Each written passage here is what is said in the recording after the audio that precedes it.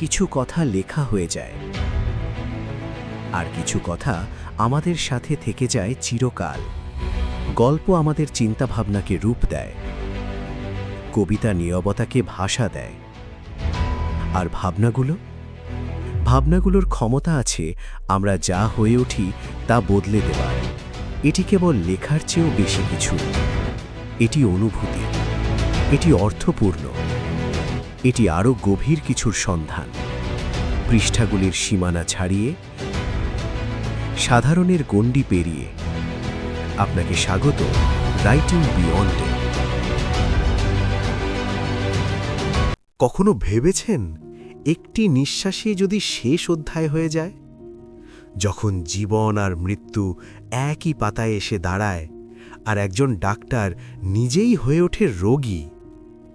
When Breath Becomes Air এমন এক বই যা আপনাকে শেখায় কিভাবে বাঁচতে হয় যখন সময় খুব অল্প। এই ভিডিওতে আমরা জানব কেন এই বই শুধু পড়ার জন্য নয়, বরং জীবনকে নতুনভাবে অনুভব করার জন্যে। চলুন জীবনের কঠিন সত্যের মুখোমুখি হই। হোয়েন ব্রেথ বিকামস এয়ার বইটি আমেরিকান নিউরোসার্জন পল ক্যালানিথির আত্মজীবনীমূলক স্মৃতিকথা, যা তিনি নিজের স্টেজ 4 ফুসফুসের ক্যান্সারের বিরুদ্ধে সংগ্রামের সময় লিখেছিলেন। বইটি জৈবিক চিকিৎসাশাস্ত্র ও দার্শনিক চিন্তার এক বিরল সমন্বয়, যেখানে তিনি জীবনের অর্থ, মৃত্যু, উদ্দেশ্য এবং মানবিক সম্পর্কগুলোকে গভীরভাবে অনুসন্ধান করেন।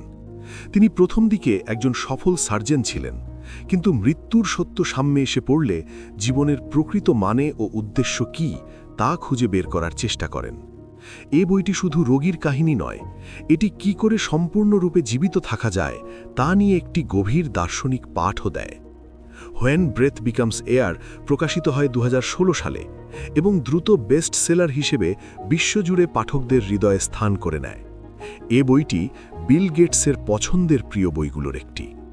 আসুন জেনে নিই এ বইটি আমাদেরকে কি শিক্ষা দেয়। হোয়েন ব্রেথ বিকামস এয়ার এই বইটি আমাদেরকে 10টি শিক্ষণীয় জীবনবোধের শিক্ষা দেয়। 1. মৃত্যুর মুখোমুখি হলেই জীবনের অর্থ স্পষ্ট হয়।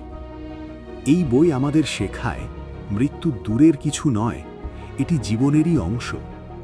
যখন মৃত্যু সামনে এসে দাঁড়ায়, তখনই মানুষ সত্যিকার অর্থে বুঝতে পারে কোন জিনিসগুলো গুরুত্বপূর্ণ।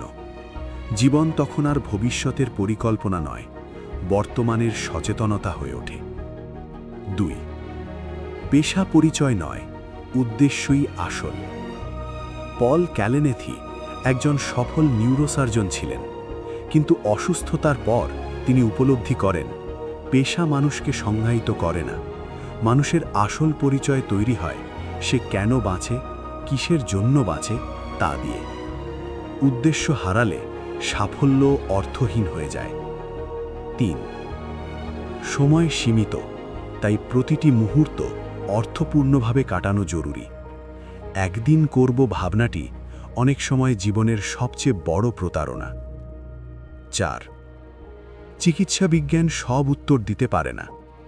একজন চিকিৎসক হয়েও লেখক স্বীকার করেন চিকিৎসা বিজ্ঞান মানুষের সব প্রশ্নের উত্তর দিতে অক্ষম।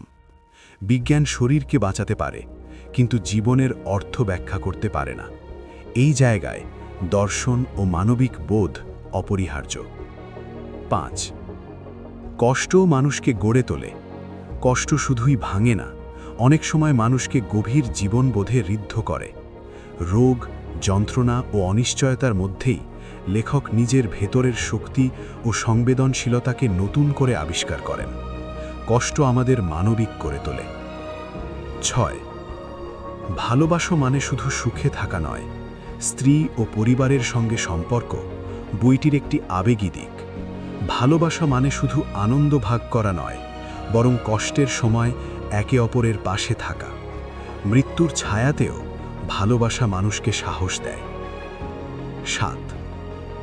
ভবিষ্যৎ অনিশ্চিত, তবু আশা জরুরি। লেখক জানতেন তিনি দীর্ঘদিন বাঁচবেন না, তবু তিনি আশা ছাড়েননি।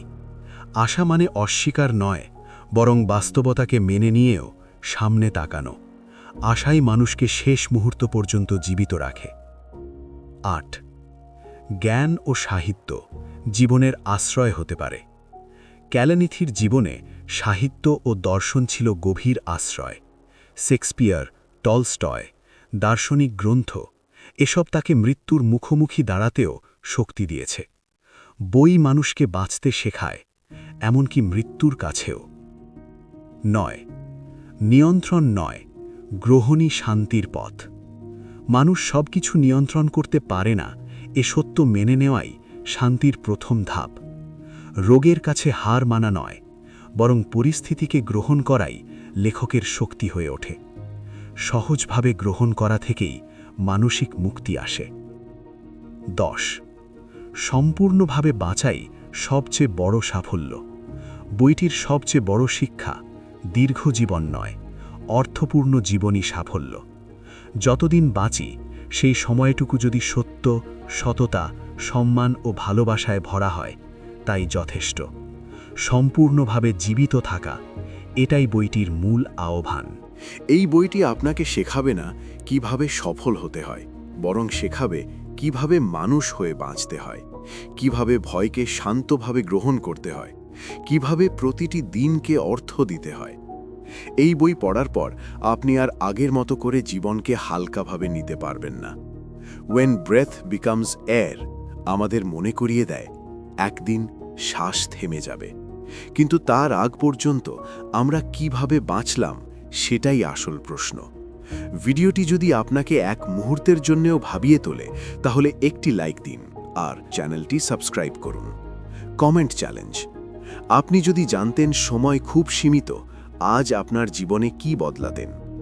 পরবর্তী ভিডিওতে আরও এমন বই নিয়ে কথা বলবো যেগুলো জীবনকে নতুন করে দেখতে শেখায়। ততদিন পর্যন্ত প্রতিটি শ্বাসকে মূল্য দিন।